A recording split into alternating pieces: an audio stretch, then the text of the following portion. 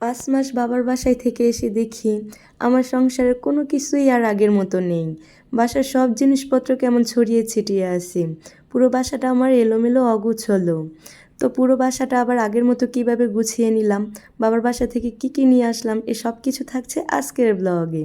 Hello everyone, আসসালামু আলাইকুম। কেমন আছেন সবাই? আশা করি আপনারা সবাই অনেক বেশি ভালো আছেন। তো সকাল থেকেই ব্লগটি শুরু করেছি। অবশ্য অনেক দিন পর ব্লগ নিয়ে আসলাম। এই তো দেখেন আমার রান্নাঘরটা কেমন অগোছালো, সব কিছু ছড়িয়ে ছিটিয়ে আছে। অবশ্য ছেলেরা এমনই, মেয়েদের মতো সব কিছু এত সুন্দর করে পরিপাটি বা গুছিয়ে রাখতে পারে না। এইদিকে দেখেন আমার ডাইনিং রুমের অবস্থা। আমার শখের ব্যালকনি বাগানের অবস্থা দেখে আমি তো পুরাই বেহুশ।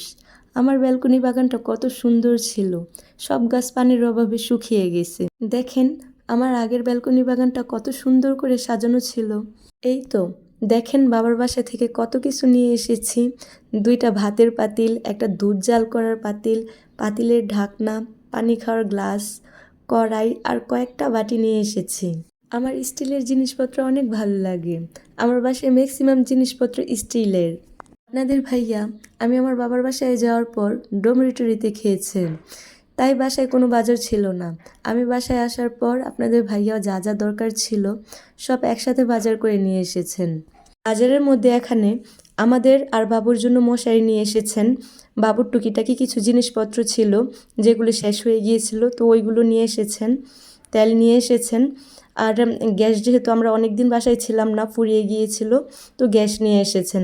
সাথে কয়েক রকমের সবজি, পালং শাক, লাল শাক নিয়ে এসেছেন। আমি শাকগুলোকে কেটে বেছে আলাদা করে এক সাইডে রেখেছি। এখন আমি মরিচগুলো থেকে বোটা আলাদা করে নিচ্ছি ফ্রিজিং করব বলে। এই তো এইদিকে বিস্কিট, পাস্তা নিয়ে এসেছেন, কয়েক রকমের ফল নিয়ে এসেছেন। আমি ফলগুলোকে প্যাকেট থেকে বের করে এক এক করে ঝুড়িতে সাজিয়ে নিচ্ছি ফ্রিজে রেখে দিব বলে। এই ভিডিওটি অনেক দিন আগের করা। আমি যখন আমার বাসায় এসেছিলাম তার পরের দিন করেছিলাম, যেহেতু আমার পরীক্ষা।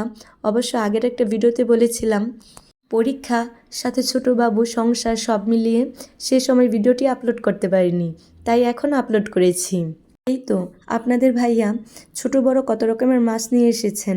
এখানে রুই মাছ ছিল, ছোট মাছ ছিল, আর কাইকা মাছ ছিল।